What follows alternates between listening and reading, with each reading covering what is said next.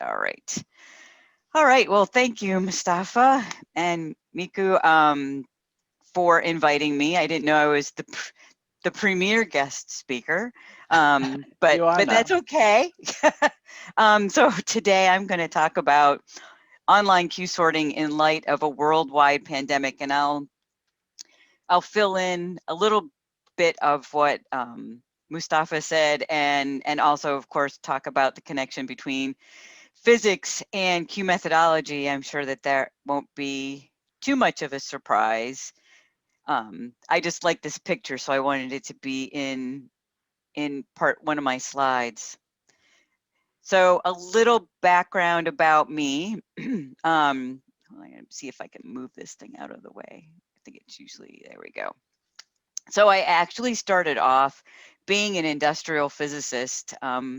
Ironically, I ended up turning into an academic, even though as an undergrad and grad student, people would ask me, a physics major, like, what are you going to do with that? Are you going to teach? And I'd say, no, I'm not going to teach. I am going to be an industrial physicist. And I was for 7 years.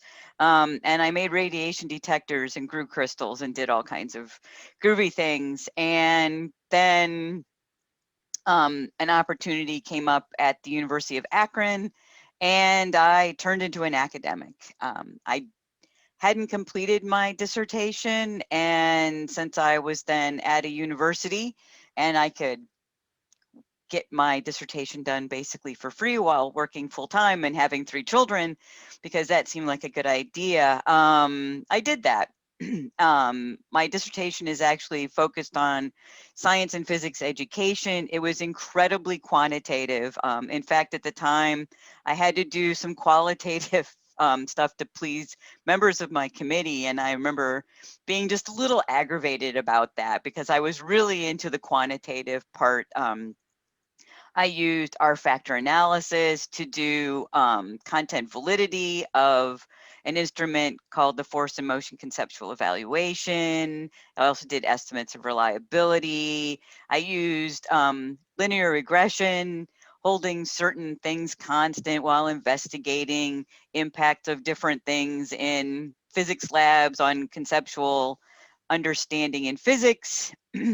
And I really thought that that was kind of the direction I was going to go in. I was already pretty excited about quantitative research focused on physics education. And I completed my dissertation actually in December. I graduated in December 2003. And then literally that spring, I went to a conference and was introduced to Q. That was 2004. Ran into actually somebody who had been a grad student friend of mine, and he had gone to Steve Brown's summer workshop. I don't even know how he ended up there, but he introduced me to the general idea of Q, and I literally caught the Q bug. And then I started seeing Q studies pretty much everywhere, and I can't seem to stop. I did actually a keynote for the Ohio section of the American Association of Physics Teachers just 2 days ago on Saturday, and I told them I was addicted to research, and I really think I am. Uh, but until the pandemic, all of my studies were face to face, or at least hard copies of sorting. I had had conversations with Steve Brown. My friend who had introduced me to Q was going to end up doing a Q dissertation, and the goal was to do online Q sorting. So I had numerous conversations with Steve Brown back then about online Q sorting. And so I was interested in it and kind of hesitant about using it. But then there was COVID, and online was the only option. So I went online all the way. So more background. My little thing doesn't want to click. There we go. So my first Q conference was in Athens, Georgia. And that's when I first learned that William Stevenson was a physicist as well as a psychologist. And it was Byung Lee who is attending today. We were going on a bus trip. I don't even remember where we were going. And all I know is I got on the bus, which looked kind of like this bus, and I happened to sit next to Byung Lee, and he was talking to me, and he asked me basically what discipline I taught in at the University of Akron, and I said physics, and he got real excited, which usually isn't what happens when you tell people that you're a physicist or you're a physics professor. Usually that it's the opposite.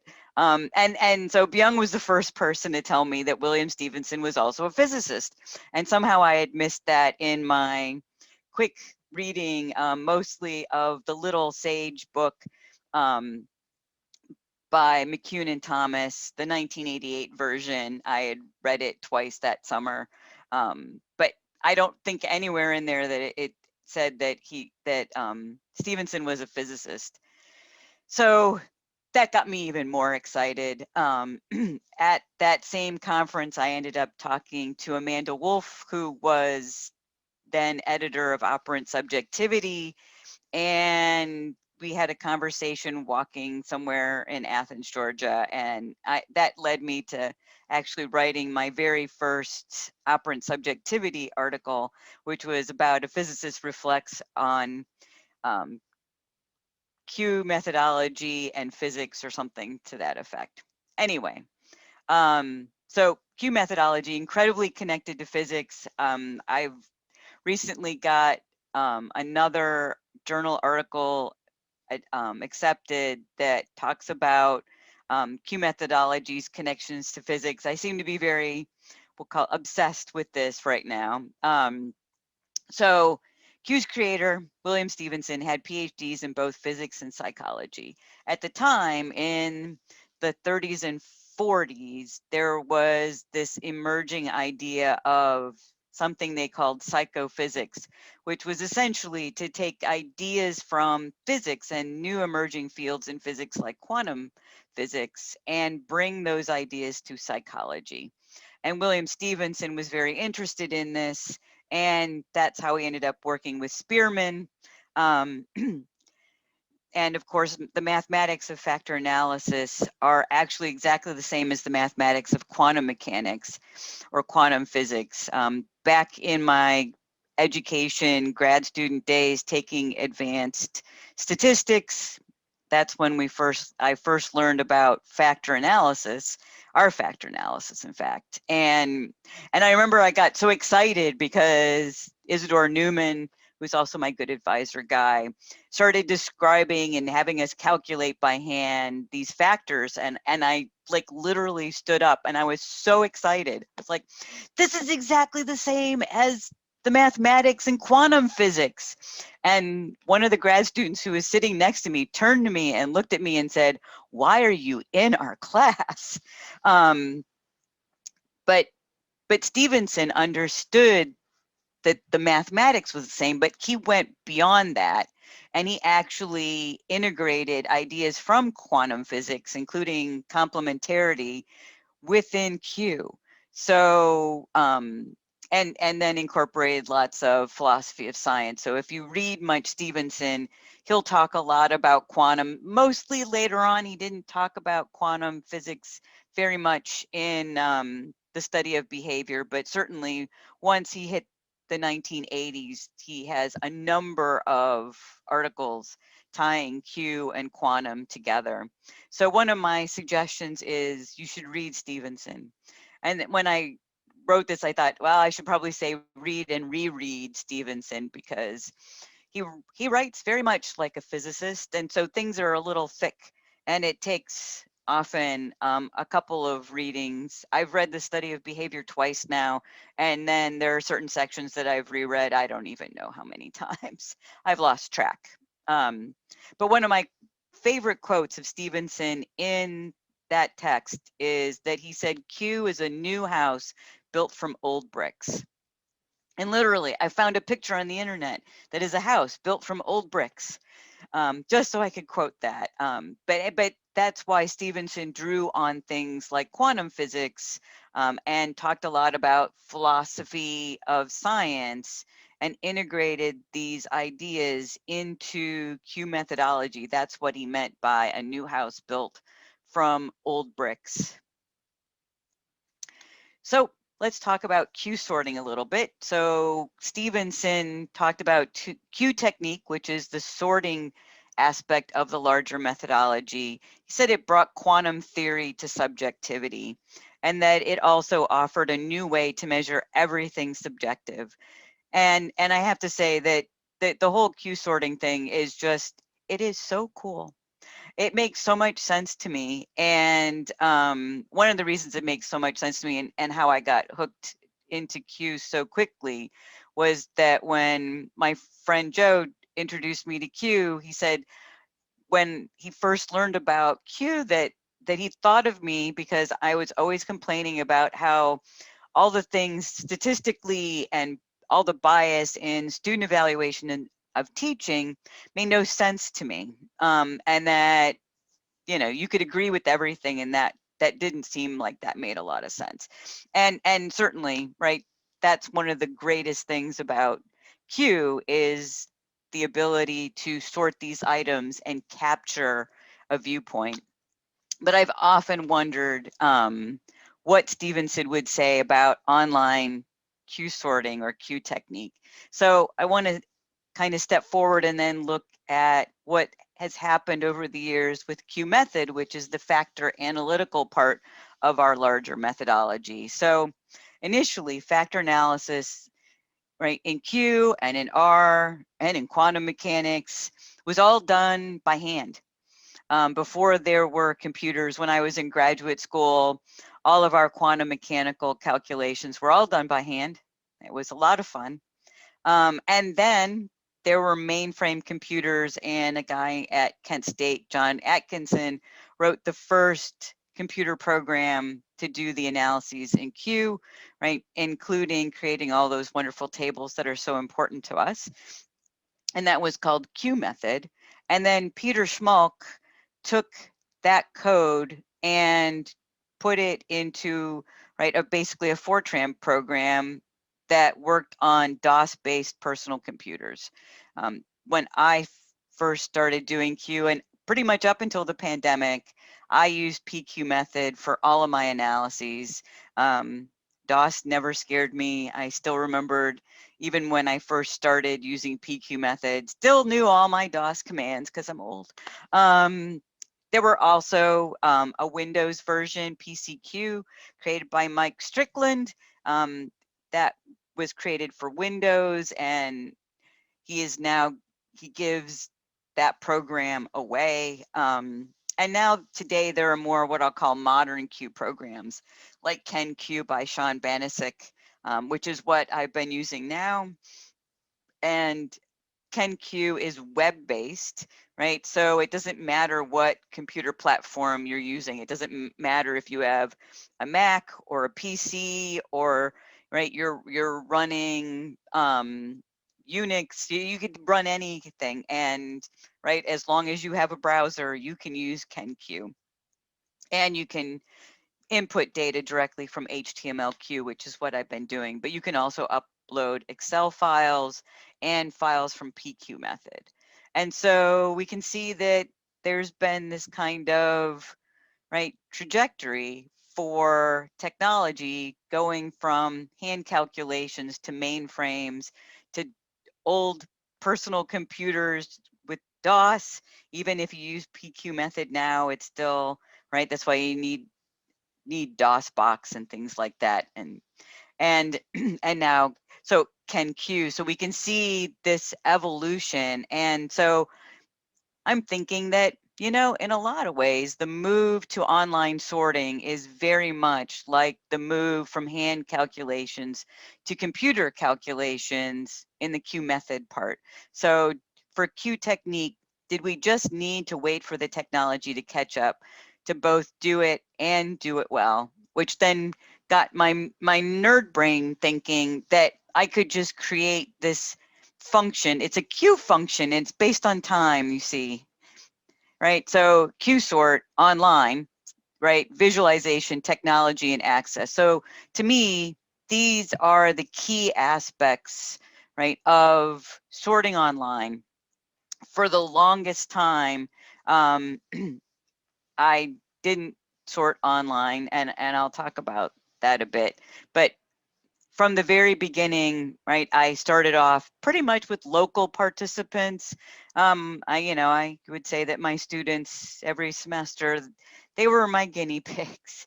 And so I would create my concourse and then select my statements. I do all my coding and everything in Microsoft Excel.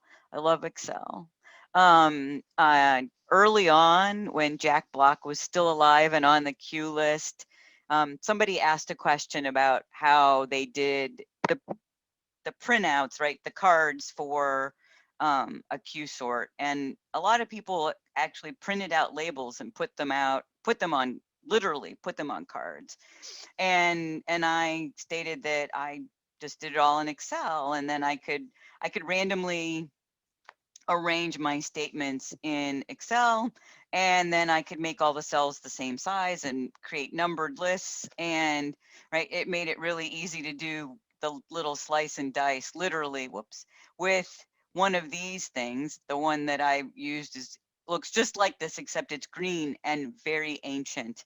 Um, and Jack Block actually wrote that I was brilliant in an email, which I still have because Jack Block said that was like so brilliant. So I was like, must keep that.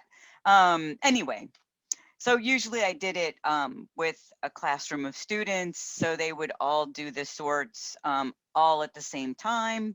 And I would walk around and answer questions, but pretty much they were on their own, right? And I didn't interview them. They wrote responses to prompts about what they thought about the sorting process, why they placed their statements at +5, why they placed these other statements at -5.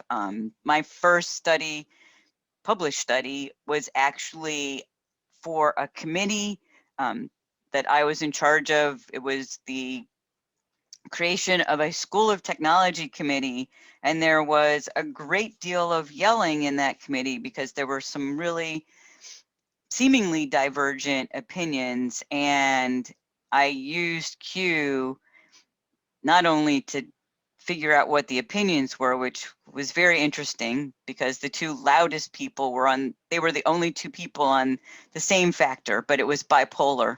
And then everybody else was on one or two other factors, but we used consensus statements and managed to go through and create our our um, our white paper for the School of Technology. And then of course the administration changed and that all went away, but still.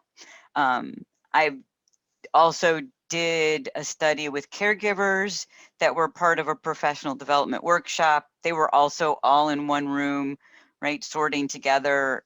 They were, unlike my students, talk out loud kind of people and discuss things. So that was very interesting.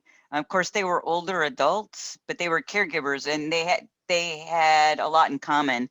So, and then I also had done Q sorts one-on-one, but these were all, again, local participants. They were all paper. I learned important things like when you have a white tile floor in your classroom, you should put your Q sort items on colored paper so that if they drop it, they can see that they dropped it. I liked yellow. And then I entered everything into PQ method. That wasn't always perfect because there were problems like people not writing all the numbers in the boxes, or I couldn't read their handwriting. So was that a 5 or a 6? Not always easy to tell. And then I did some studies with non-local participants. At that time, I had thought about doing an online sort, but I had constantly, every time somebody offered up an online Q sort, usually on the queue list, I always volunteered to do it. And I was really lukewarm about the process. It just was hard to really see all of the statements. It was difficult to go and really feel connected to the different items and really compare them. Um, and so for my non-local participants, I emailed them the Q sample and they got to cut them up. and they would print out everything, cut up their little statements with scissors, and then either scan in, their results or snail mail them to me. And then again, I entered all the data by hand into PQ method, right? And we can see my little example of Q items. And then there was COVID. And then I had so many new questions to answer, but there was no way logistically to do what I had done in the past and email people these statements and a form. And also I needed to find a pretty diverse piece set. And so I had my first 3 online studies, and they were all about COVID. COVID led me to ask a lot of questions. I like questions. I always have questions. But for all 3 of these, I needed, like I said, I needed a broader piece set, right? And although I did a little bit of snowballing to recruit participants, I knew that wasn't going to be enough. And certainly having people, right, I would have to, if I emailed them, right, then they would not be able to easily ship them back to me. Anyway, and I didn't really want to handle people's paper. So I knew the Q sorts had to be all done online. And I chose HTML-Q. I had met Sean Banisic, and I had looked at KenQ before. And so I was looking at KenQ, and he had HTML-Q and a PowerPoint that was slightly out of date, but talked about the steps to go through. And so that's what I did. I used HTML-Q. And these are the 3 studies. So 2 of them are now published, and I'll talk about each one of these. So one is about students' views about emergency remote instruction. Another one is about faculty viewpoints about universities moving online. And then the third one was about how to address the financial impact. And that one happens to still be in review. Been having a hard time having it find a home. So like I said, I selected HTML-Q, and this is basically what a completed sort looks like for HTML-Q. It's set up that when you actually participate, right, you put statements into one of 3 piles, just like I would have people do with paper. And we can actually see what that looks like. So these green statements here would be the statements this sorter put in the agree pile. The pink ones that you see here, those were originally placed in the disagree pile, so not like my view. And then these kind of gray ones, these were the items that were in the neutral pile. And then literally, right, you can go through the same kind of process that you would in person with paper, right? So then you can go through and you can see the list of items that are in the agree pile, and you can move them into the most agree with in the +5 and the next one, and you can easily move them around. In this version of HTML-Q, you can't necessarily see the entire sentence, and some of my sentences were rather long, although I'm not a fan of multiple sentences. So they're each one sentence, and pretty much they came from just this one happens to be, let's see, this one was the one for the student view. So I literally had been listening to students and talking to them. And so most of these statements came from the things students actually said, pretty much how they said it. So we'll start off, I'll talk a little bit about the student views about emergency remote instruction thanks to COVID-19.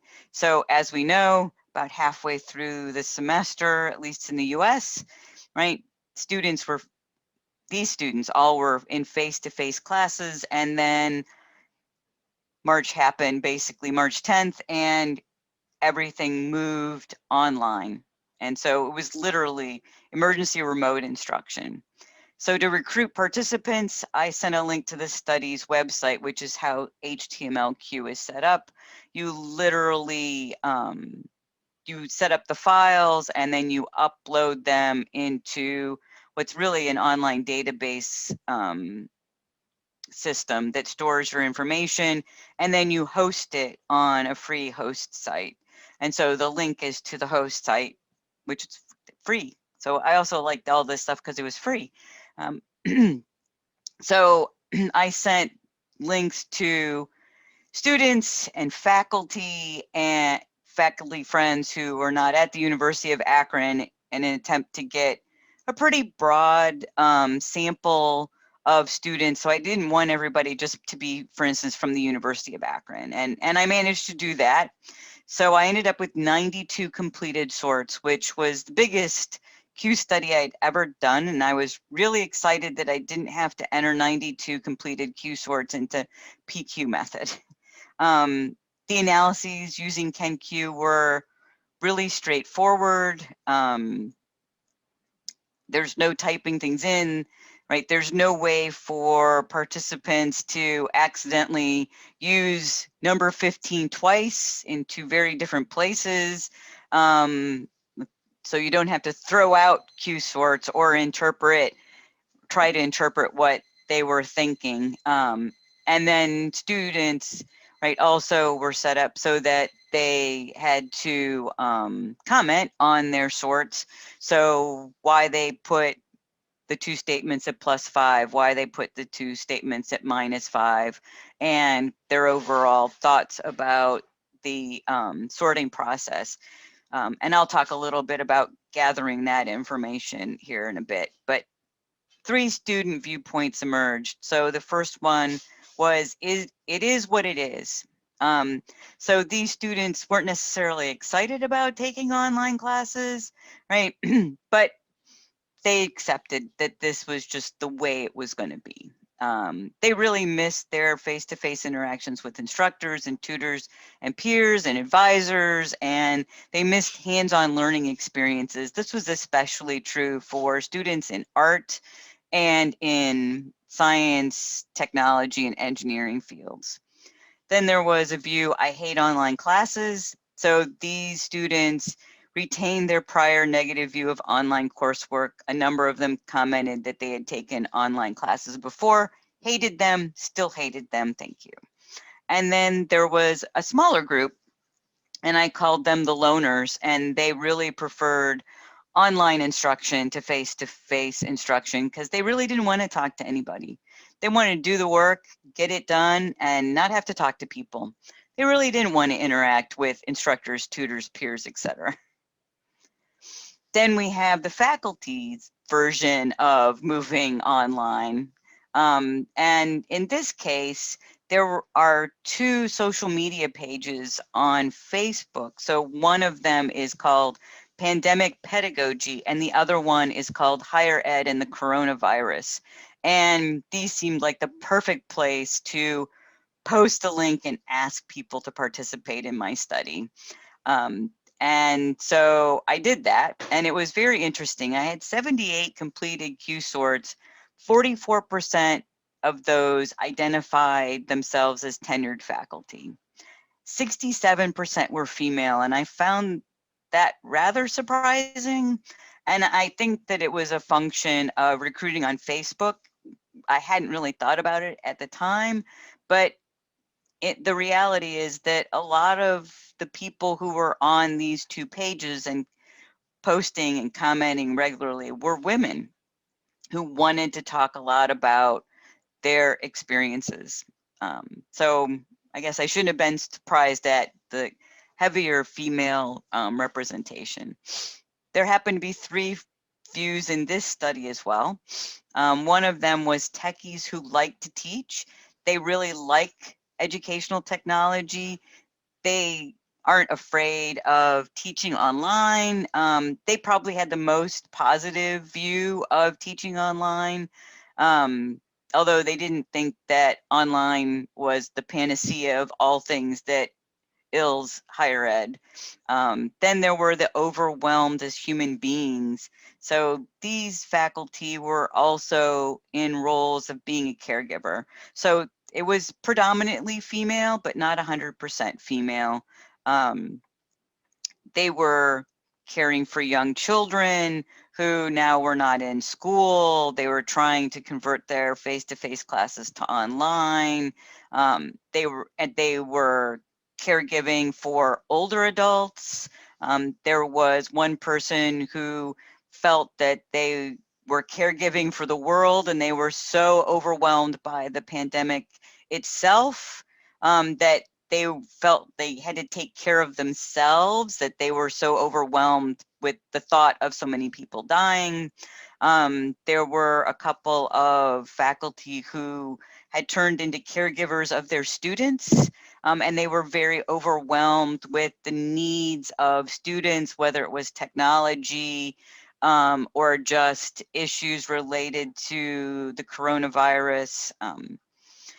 And that one I think helps us remember, or hopefully, and especially for administrators, that the faculty are human beings and they have other things that affect their world and their teaching besides just the university. Then it's about what cannot be done online. So these faculty were most focused on the limitations of technology and what they could do as online instruction. So a lot of these faculty were, again, art, science, engineering. So they were very concerned about how to translate labs, for instance, to online and still have them be meaningful rather than just kind of a walkthrough, check a box kind of experience. Overall, the consensus, which I thought this was very important, that faculty felt very frustrated across these three views and even those who didn't end up on a factor with their ability to best support their students within the online format. And I think that that really was insightful, especially for me. I was glad I wasn't alone, for one thing. And then this third study is about how to address the financial impact.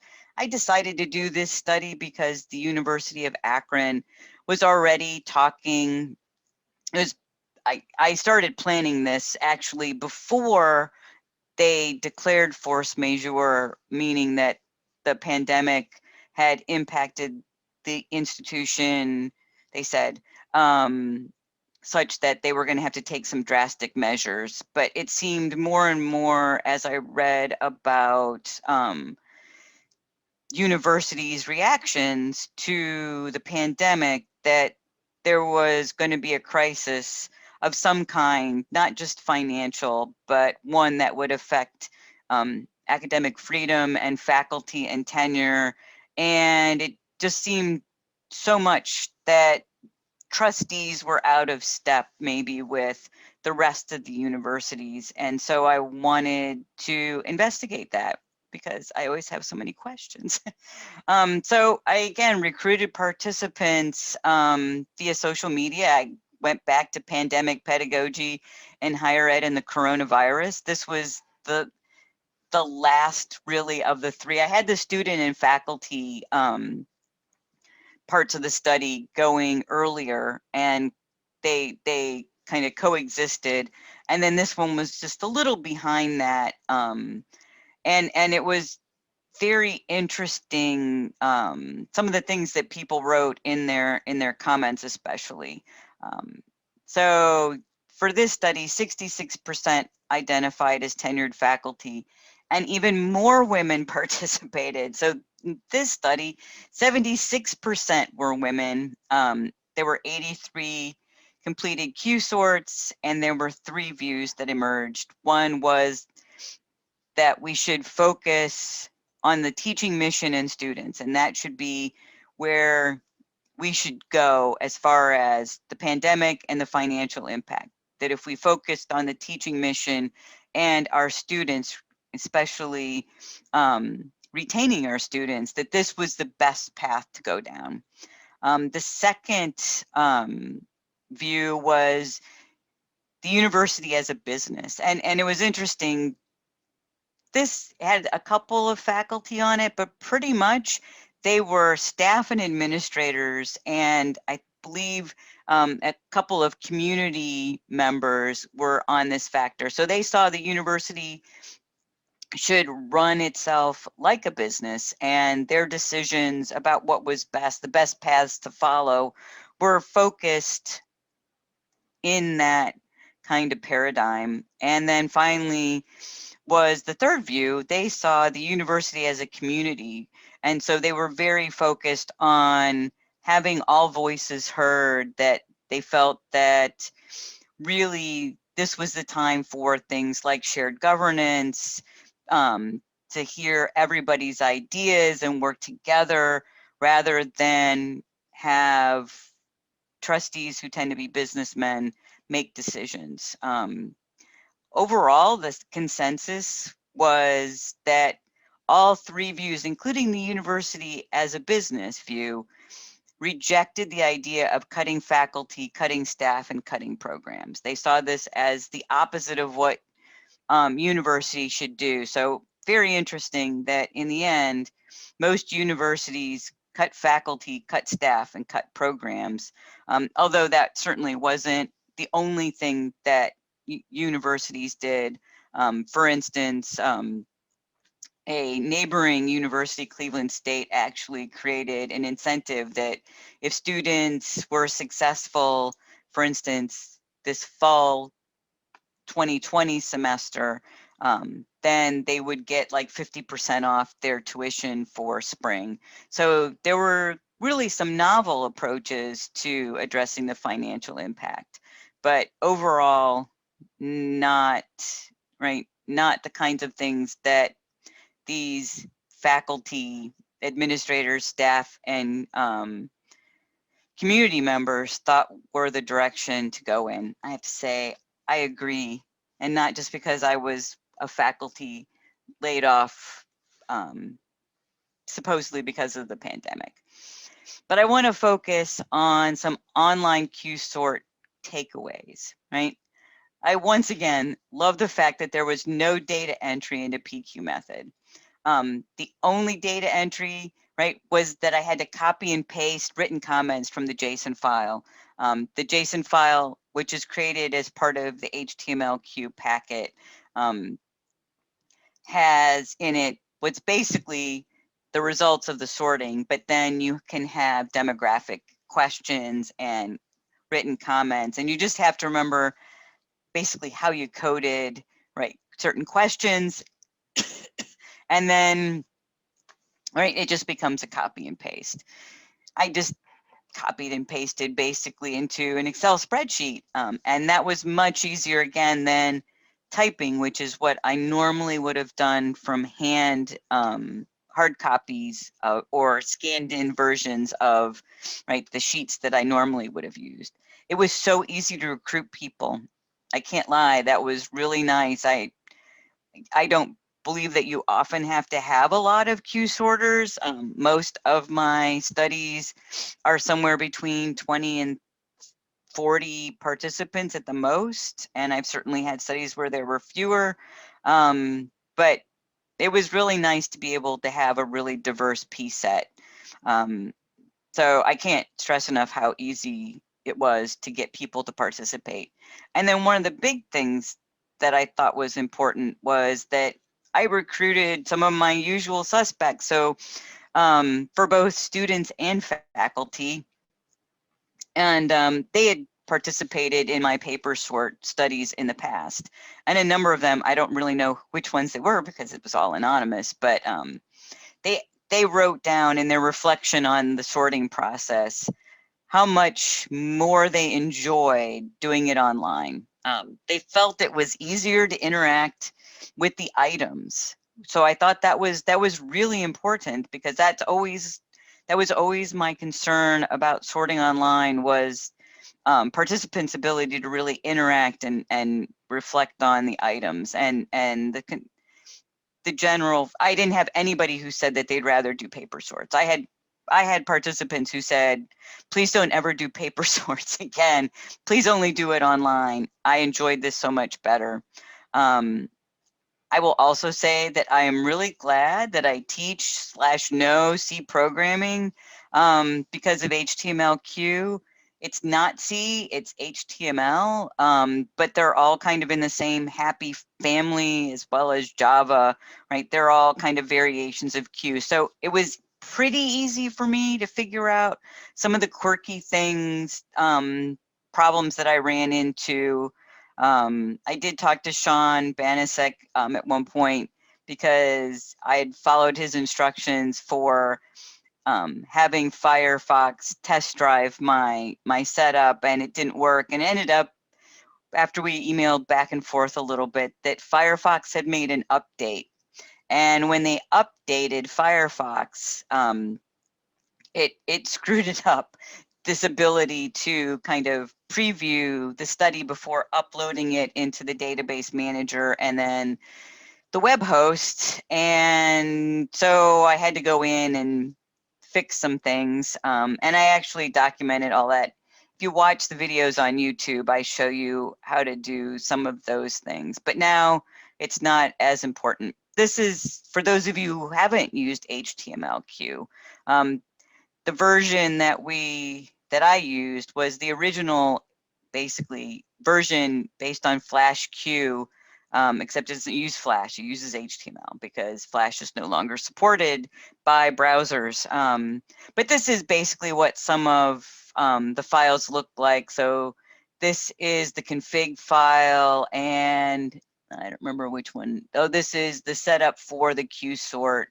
It's an XML file, and you can see basically what it looks like. This one isn't so interesting. All these double slashes, this is all comments.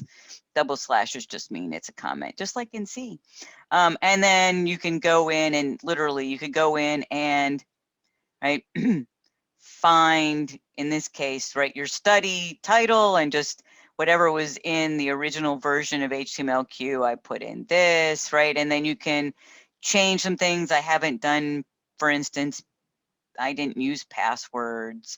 But now the good news is, which I can't really comment on because I haven't gotten, this is one of my goals for spring break, is to not only download the Easy HTML/Q version 2 that Sean Banasek recently shared with the Q list, but to figure out how it works. So from what I can tell, because it uses this EQ configurator, it's going to be not so C HTML/Q programming like, and it should be easier for people who don't look at the code and kind of freak out. I will say that I was relatively recently, the third author of a study that had to move online, and I got to be third author because I was the online QSort person. But that was fun because it was a project that otherwise I wouldn't have been involved with. So of course, I'm still always thinking about Q and future research. So I want to look at some other studies. They'll also be online. One of them is reduction in force faculty views, not just the 100 or so faculty from the University of Akron that were cut, but also other faculty. Places like Ohio University cut a lot of their contingent faculty, but not their tenured faculty like Akron. There have been a number of other places. Otterbein laid off a physics faculty member and another faculty person who were tenured.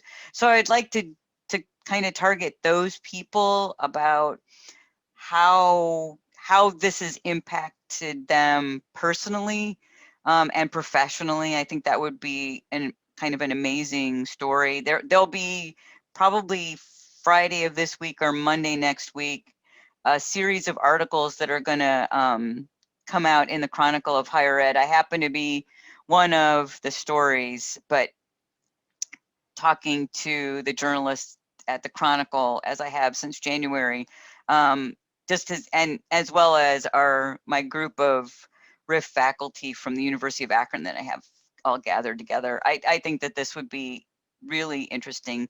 The other thing I want to look at is now that we're a year into the pandemic and we've been teaching online, even though I did teach some face-to-face this semester, how views of teaching online may have changed. I think about that a lot because my views of teaching online have changed. I taught online before I actually taught a Q workshop online way back in like 2010 or 2012. Now there are a lot of advances. Certainly the pandemic pushed us to become more technologically aware of our options, things like breakout rooms and polling software that are a part of things like WebEx and Zoom. And then also, once I play around with HTML5 2.0, I'm hoping to also update my YouTube channel to have instructional videos for using that. I have the feeling, again, that it'll be much easier than HTML5 1.0. But I'm hoping that that will be something that that I can get up on YouTube. I know that from people who contact me from all over the world, but people like those videos, so I want to keep them up to date as much as possible. And that's the end of my presentation. Thank you, Dr. Ramlo. This was exciting and educational. Oh, thanks. So we have about 10 minutes, Mm-hmm. and we thought that it would be a good idea to have some questions and comments to you or just anyone in the group. Sure. Definitely, and it has been interesting to see. I think it's going to be an exciting